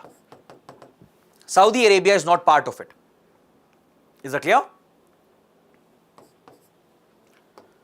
So last year, a very big announcement came from West Asia that India, UAE, the United States and Israel, These four countries are coming together to form a grouping called the Quad, the Quadrilateral. This is West Asia focused Quad. It is separate from the Indo-Pacific Quad that you all know about. These countries have few common interests, they have some common objectives in the region, right? Primarily, this group will focus on economic cooperation.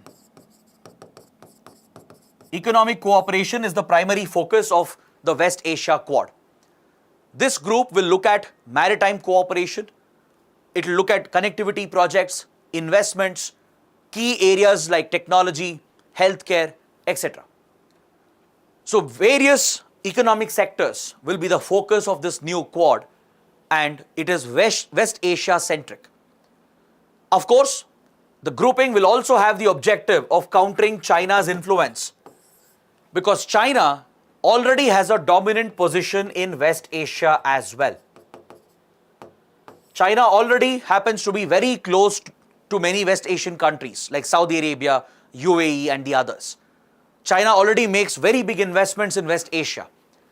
So US, Israel and India have a joint interest to counter Chinese influence in West Asia, right? Recently, there has been a very big development. In the last class, we had discussed about this. We spoke about something called the Abraham Accords of 2020, which was mediated by the US, that led to normalization of relations between Israel and UAE.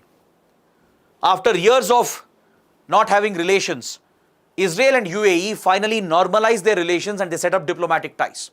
It was because of the Abraham Accords. Following this, even Bahrain signed the Abraham Accords and recognized Israel, right? And few other countries like Morocco, Sudan, they've all established ties with Israel recently.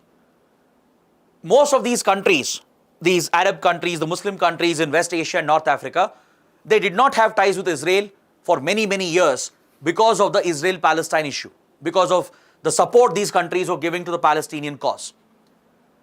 But over the years, the US has convinced a few countries in the region to give up their rivalry and set up ties with Israel.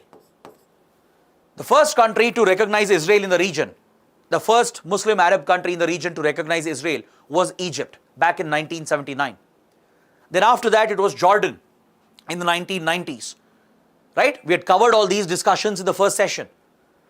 So recently in 2020, UAE became the third Arab country to recognize Israel and establish ties with Israel because of the Abraham Accords. So as a result, US, UAE, Israel are all getting closer. US and UAE and of course Saudi Arabia as well, because Saudi Arabia is the leader of the region. Generally, Saudi Arabia, UAE work together, they always take the same position. Even though Saudi Arabia officially doesn't have ties with Israel, it has been a close friend of Israel from many, many years. So US, Saudi Arabia, UAE, they're all on the same side along with Israel, and they've all established very close strategic relations, right? So they all have a common interest to counter Iran. And Iran, which is the Shia power, is backed by China. It is backed by Russia as well. So this is part of the larger geopolitics of the region. So US and Israel are working together with other like-minded countries like India to protect their influence and their interests. India also has a lot to gain by joining this Quad, because we already have very good ties with both UAE and Israel. India has major stakes in the West Asia region. And since economic cooperation is the main focus, India stands to gain a lot from this. The region is also home to a very large Indian community, right? There are close to 4 million Indians who reside and work just in the UAE. There are more than 10 million Indians in West Asia, right, across Saudi Arabia, Bahrain, Qatar, etc. So India has very big interests over here. We are dependent on the region for oil security, for energy security. We have a large Indian diaspora community. Plus, we have signed a FTA, a free trade agreement with UAE, right? We get a lot of investments from these West Asian countries into India. So this Quad, the new Quad which has been formed with US, UAE and Israel, will give India the right opportunities in West Asia, especially economic opportunities. Plus, it is being said that the Quad might serve a strategic purpose as well, to counter Chinese influence and presence in West Asia. So that is why this grouping is important. And if you come back to the question, you can see that Saudi Arabia is not part of this quad. Right? You need to exclude Saudi Arabia out of it. 1, 3 and 4. Option D would be the correct answer. Moving on, what is Rezang La known for? Is it a mountain pass on the line of actual control between India and China? Is it the site of a gallant battle fought between Indian soldiers and Chinese soldiers during the 1962 war? Or is it one of the locations involved in the recent India-China border clashes? Right? This question is focused on India-China relations. It's focused on a specific location known as Rezang La, and you should also know the history, the significance of this location. This place has been in news. It's an important topic in India-China relations. So that is why you can expect questions on this. So let's see, where is Rezang La located? What is it? See, here you're looking at the line of actual control, the LAC, which is the temporary de facto border between India and China in the Ladakh sector. This is Aksai Chin region that has been captured by China. China captured Aksai Chin from India, right? It firmly established its hold in the 1962 war. And this is the temporary de facto border that we have. So over here, you can see Rezang La. Basically, La refers to a pass in the Himalayan region, correct? It's a mountain pass in the Ladakh region, Rezang La. It's located in a very, very important location, right? It's located next to the Panong So Lake that you see over here. Right next to it, you have Chushul and Spangnur Gap, the Spangnur Lake. In the same map, you can also see Demchok over here, a little away from Rezang La. Then other important locations are the Galwan River Valley, right? Daulat Beg Oldie over here, right? The Siachen Glacier and the Shok River. These locations along LAC are very important because these were the sites of the recent clashes. The recent 2020 India-China border clash that happened, right? It happened at the Galwan River Valley. This is where both Indian and Chinese soldiers were killed during clashes. The clashes happened at Panong So Lake as well. The clashes happened at Rezang La, at Spangnur Gap, at Demchok. At all these places, the clashes took place, leading to heightened tensions between India and China. Okay? So Rezang La is indeed a mountain pass along the LAC. It is also the site of recent India-China border clashes, and it also has a history behind it. During the 1962 war between India and China, Rezang La was the place of a legendary battle led by the Kumaon Regiment of the Indian Army. The 13th Kumaon Regiment fought a legendary battle over here where around 100 plus Indian soldiers, they gallantly and bravely fought against at least 1,000 plus Chinese soldiers. Is that clear? It's a legendary battle that is remembered even today in the Indian Army. This place has been in news for multiple reasons. Last year, Defence Minister Rajnath Singh paid a visit to Rezang La and he inaugurated the memorial that has been built to pay tribute to the Indian soldiers, the 100 odd Indian soldiers who fought against multiple Chinese invasions. Right? The memorial was inaugurated last year. Plus, Rezang La is in news since last 2 years because of the border clashes that are going on. Right? So that is why you should know what is Rezang La, where is it located. In the 1962 war, a legendary battle was fought here, right? Just around 109 or 120 Indian soldiers. They fought back against the 1,000 plus Chinese soldiers and killed more than 1,000 Chinese soldiers. Eventually, China captured Rezang La for a while, right? But the Indian troops, the Kumaon Regiment, they did fight back, and this is seen as a very gallant and a very legendary battle that happened.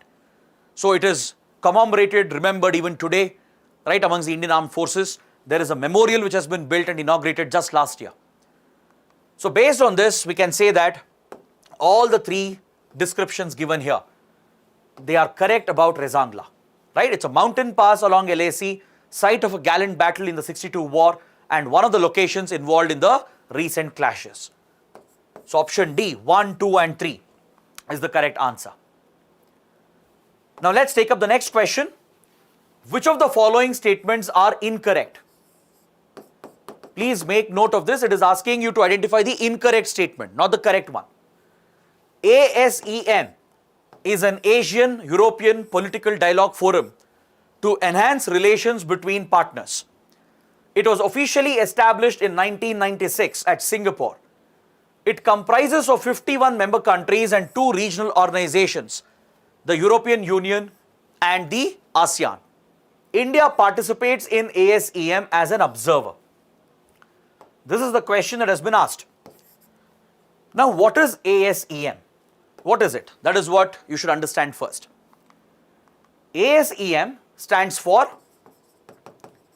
Asia Europe Meeting. Is that clear? It is a political dialogue forum between Asian and European countries.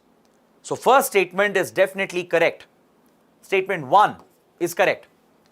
It was established in the year 1996, but not at Singapore. It was established at Bangkok. That is where the first ASEM meeting took place. It's a platform for Asian countries and European countries to collaborate and work together. It's a political platform, right? It was established in the year 96. The year is correct, but the place is wrong. Not at Singapore, it was at Bangkok. So second statement is incorrect. Coming to the composition of this group, the composition, the number of members is very important. In total, it has 53 members, 51 countries from Asia and Europe, and 2 regional groupings, that is European Union and ASEAN. The EU represents the European region, ASEAN represents the Southeast Asian region, right? So these 2 regional groupings are also members along with 51 other countries. There are many Asian countries and European countries. So third statement is also definitely correct. The fourth statement is incorrect. Why? India is not an observer. India is a member of this platform. India gained membership in 2006. Is that clear? In fact, in 2013, India even organized a foreign ministers meeting of ASEM. We hosted all the foreign ministers of these Asian and European countries.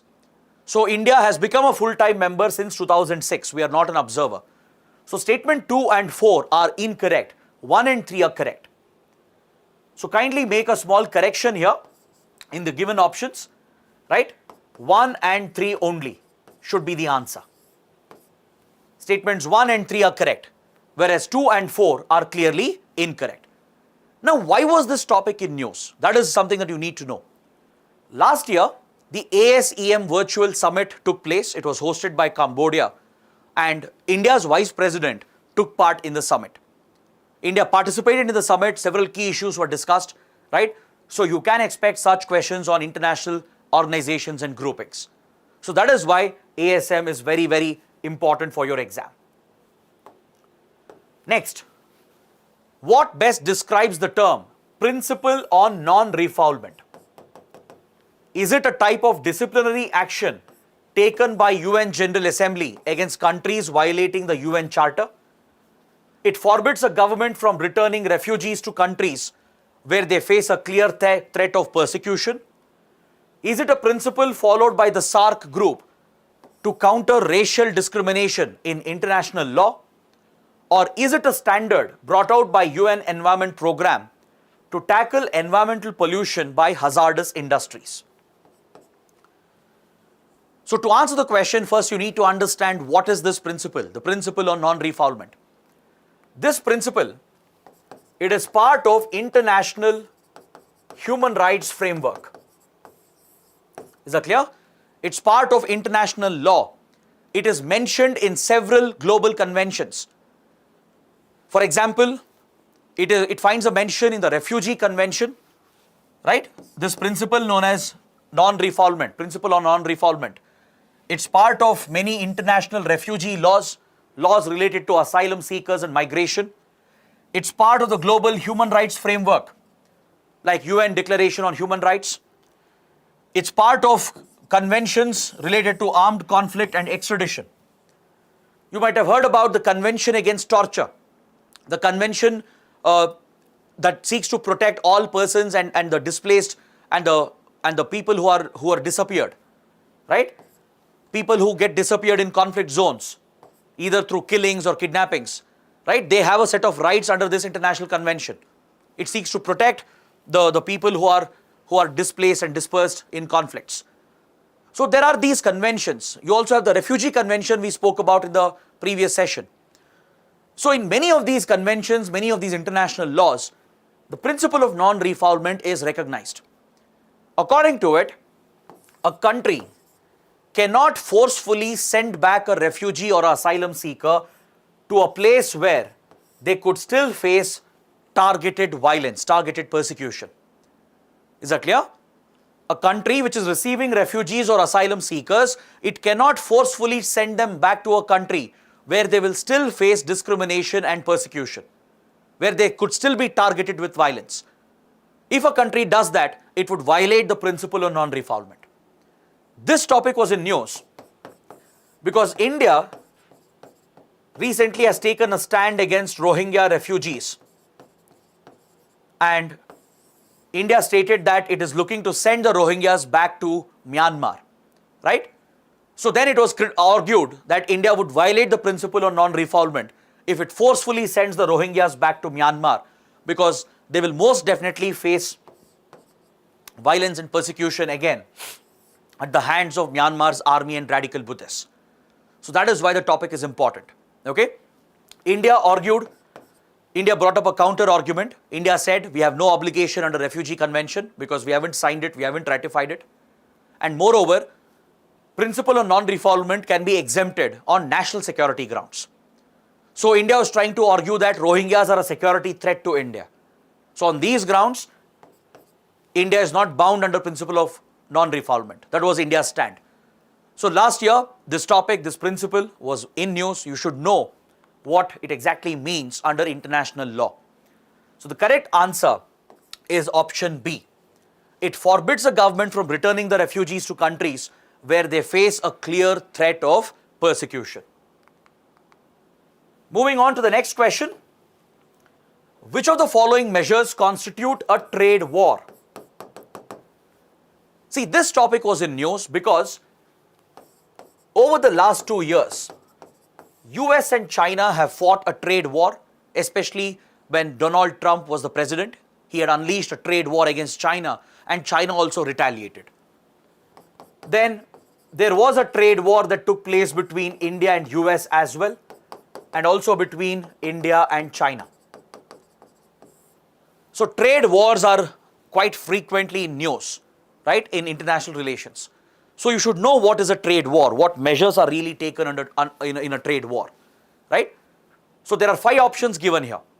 Increasing tariffs against imports from target country, placing a cap on import quotas against the target country, setting clear product standards to the disadvantage of the target country, devaluing the domestic currency, place an embargo against goods from the target country.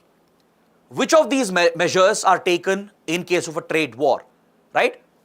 The correct answer is option D. 1, 2, 3, 4 and 5. All 5 are correct. See, in a trade war, both the countries which are facing off against each other, they are engaging in an economic war, right? They are trying to use the trade option as their leverage, as their advantage to punish the other country, to target the other country. Usually a trade war is a tit for tat war, right? For every measure taken by one country against the other country will retaliate with a countermeasure. It's a tit for tat war. That's why it's called a trade war. In a trade war, the idea is to economically hit the other country. So what are the different ways you can do that, right? The way to carry out a trade war, the best way to carry out a trade war is to implement few protectionist policies.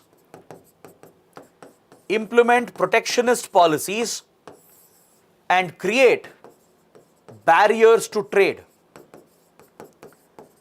Basically, you have to create obstacles, create barriers to trade. You have to hit the exports and imports of the other country, right? So a number of tariff-based measures and non-tariff measures can be taken. Both tariff barriers can be created and non-tariff barriers can be created. So when we say tariff barriers, it's related to tariffs, that is taxes. It could be import duties, customs, countervailing duties, anti-dumping duties. So these are the various tariffs that are imposed on trade, right? Trade in goods and services. So this makes it clear that first option is correct. If you increase the tariff against the imports from the target country, the imports will go down. If let's say US increases the tariff for Chinese imports into US, Chinese exports to US will be hit. So this will affect the Chinese industry. So first option is definitely correct. The second one, placing a cap on import quotas against the target country, right? When it comes to export and imports, a country has the power to set quotas. It can limit the quantity that is imported or exported. So by placing such caps on imports from the target country, you can hit their exports, you can hit their domestic economy. Next, setting product standards. You have to specify high quality standards, high standards of hygiene, high standards of sanitation. So by mentioning very high quality standards, you can create a disadvantage for the other country. Because if they don't follow these high quality standards, then you will not allow the imports to happen. If they try to match the standards, they will have to invest a lot, which is also a drain on their resources. So placing these high standards is a type of a non-tariff barrier. So even 3 is correct. Even fourth statement is correct, because if you devalue your currency, domestic currency, in relation to the other foreign currency, it will boost your exports. It will boost your exports and will also positively have an impact on your imports. Is that clear? In economics, you would have studied that if a currency is devalued, your exports become more competitive. Your domestic produce becomes more competitive in foreign markets. So you will get a bigger market share. And imports into your country will become more expensive, thereby hitting the target country. So devaluing the currency is also an option in trade war. And finally, you place an outright embargo or a ban. You ban the trade with that country, or you ban the trade of certain products with that country. This will also be a trade war measure. So 1, 2, 3, 4, 5. All the 5 measures are part of a trade war. Option D is the correct answer. Next question. Which of the following statements are correct? The ICJ, International Court of Justice, is one of the principal organs of the United Nations. It settles legal disputes between states and gives advisory opinion in accordance with international law on legal questions referred to it by authorized UN organs and specialized agencies. Its orders are not legally binding on UN member states. These are the 3 statements that are given. This topic was in news because India, Pakistan are fighting a case at the ICJ. An Indian citizen by the name Kulbhushan Jadhav has been arrested and detained in Pakistan, and Pakistan has alleged that Kulbhushan Jadhav is an Indian spy who was involved in terror activities in Pakistan. India has contested these claims, right? It is trying to ensure the basic rights of Jadhav is protected.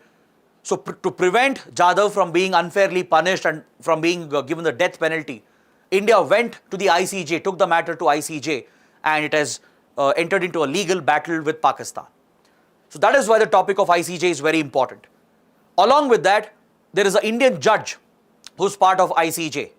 Justice Dalveer Bhandari, former Supreme Court judge, has been elected twice to ICJ. So because of these developments, ICJ is a very, very important topic. So it becomes very important to know the structure and the composition of this body, right? What is this organ of the UN? What does it do? What is its role, right? What is its structure and composition? If you're aware of these key points, right, And if you're aware of the statements that are given in the question, it's more than sufficient to answer any prelims question on ICJ. See, the ICJ, it is indeed one of the principal organs of the UN.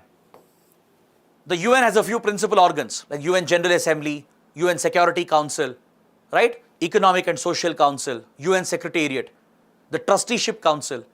So similarly, the ICJ is one of the principal organs. So statement number 1 is correct. The second statement says ICJ settles legal disputes between states, that is between UN members. That's a correct statement. I just told you India, Pakistan are settling a dispute at ICJ. So this is correct. It also says ICJ can provide advice in case of questions referred to it by UN organs and UN specialized agencies. This is also a correct statement. For example, other organs of UN, okay, and other specialized agencies of UN, let's say UNESCO or UN Human Rights Organization, UNEP, UNDP, they can all approach ICJ for legal advice and opinion. Even they can register their disputes, fight cases, and they can also seek legal advice from ICJ. So this is the role, the mandate of ICJ. Okay? 1, to settle any legal dispute between UN members. Second, to provide advisory legal opinion to other bodies and organs of the UN. So statement 2 is also correct. Statement 3 says its orders are not legally binding on the members. This is an incorrect statement. Is that clear? Because ICJ orders, they are legally binding. It's a legal obligation. Because all UN members would have signed the UN Charter, which is the constitution of the UN. And ICJ has been set up and created through the UN Charter. So those countries which don't implement the orders of ICJ, they will violate their commitment to the UN Charter itself. It's a violation of international law. So statement 3 is incorrect. Option B is the right answer. 1 and 2 only. Now you should also know about the composition of ICJ because there is an Indian judge who has been elected to this body. This court comprises of 15 judges who are elected for a term of 9 years by the General Assembly and the Security Council. Both General Assembly, Security Council, both vote for electing judges to this body, right? They vote simultaneously but separately. In these elections, if a candidate has to win, if he has to become a judge of ICJ, the candidate has to receive an absolute majority of both the UN bodies, right? Simultaneous elections will happen in General Assembly and Security Council. In both the elections, the candidate has to get absolute majority. That is when the candidate becomes a judge of the International Court of Justice. Then to ensure continuity, to ensure that there are 15 judges at any given point of time, 1/3 of the judges, that is 5 judges of the court, they are elected once in every 3 years and they're also eligible for re-election. Please make a note of this point. 5 judges are elected once in every 3 years and they are eligible for re-election. These points are very crucial because recently India fought a historic election, a historic battle against the United Kingdom. India put its entire diplomatic effort to defeat the UK, and an Indian judge, Dalveer Bhandari, has been elected. He has been elected as a judge of International Court of Justice. Dalveer Bhandari also happens to be a former judge of the Supreme Court. So he has been elected as a judge of the ICJ, right? Then the last point, the 15 judges, they are elected on the basis of a geographical quota. Most UN bodies have a geographical representation for different regions. Number of seats are reserved for different regions. So even ICJ elections happen on the same basis. For example, there are 3 seats reserved for Africa, 3 seats for the Asia region, right? So on and so forth. But a very important point to note here is that the judges are not representatives of their country. Meaning, once they are elected, once they become an ICJ judge, they have to be neutral. They have to follow the basic laws of jurisprudence. They need not be loyal just to their government. They are no longer representatives of their country. That's a very, very important point. While contesting the election, they depend on support from their countries, diplomatic support. But once elected, right, they are not the representatives of India. For example, Dalveer Bhandari is not a representative of India. He's not representing India alone. He should act as an international judge. He should be neutral, unbiased. He should not be influenced by the Indian government because he is no longer a representative of India. He's an international judge. So these are some important points about ICJ, which can be very, very important for your prelims. Let's take one more question for today before we end the session. In the context of India-Bangladesh relations, what is the significance of Mongla,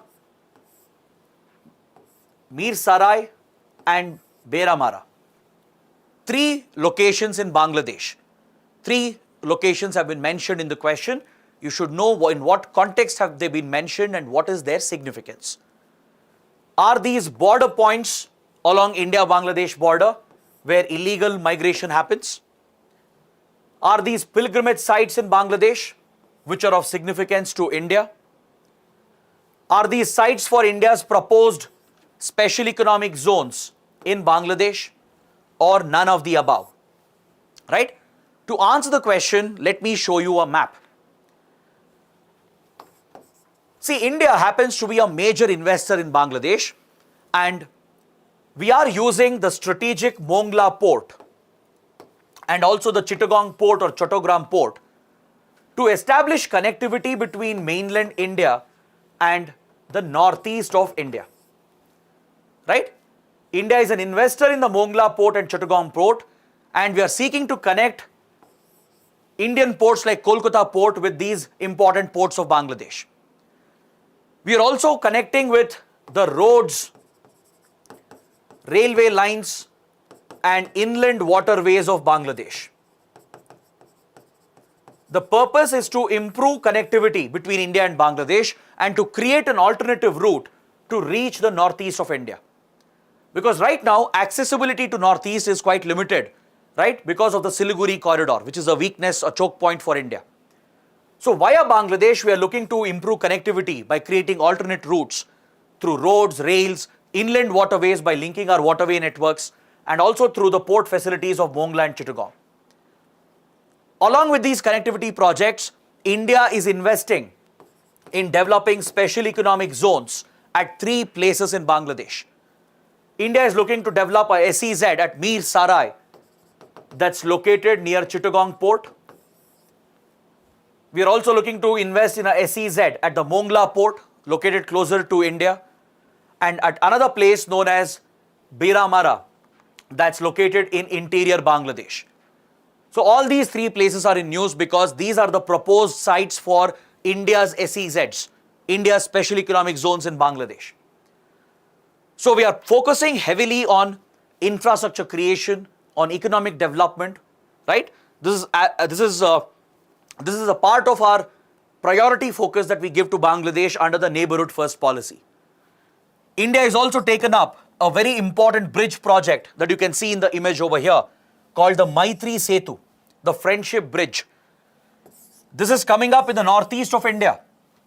Okay? This bridge is being built by India over the Feni River that flows from Tripura into Bangladesh. Right? You can see that in the map as well.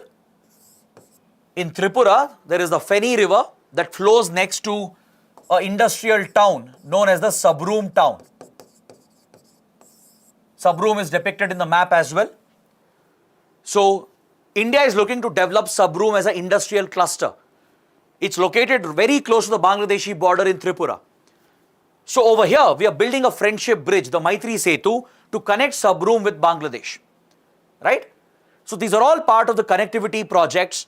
We are seeking to create alternate routes to northeast of India, and we are also developing strategic ports. Plus, we are looking to invest in SEZs that are located at Mir Sarai, at the Mongla port and Beramara. So, by looking at this, you can clearly answer the question. The right answer is option C. These are sites for India's proposed SEZ in Bangladesh. So with this, let's bring our discussion for today to an end. We have covered quite a number of questions along with multiple important topics, right? Tomorrow, we have the last session for IR, the last session of the crash course as well. So we will have many more questions, many more interesting topics to discuss and cover. But for now, let's bring the session to an end. I hope the session was fruitful. I hope you liked it. And also, if you found this whole crash course to be beneficial for your prelims preparation, if you have benefited from the crash course for your current affairs preparation, do let us know by liking our videos, share your comments as soon as the session ends, and please don't forget to subscribe to our channel. So that is it for today. Have a good night. I'll see you tomorrow for the last session for international relations. Thanks for watching.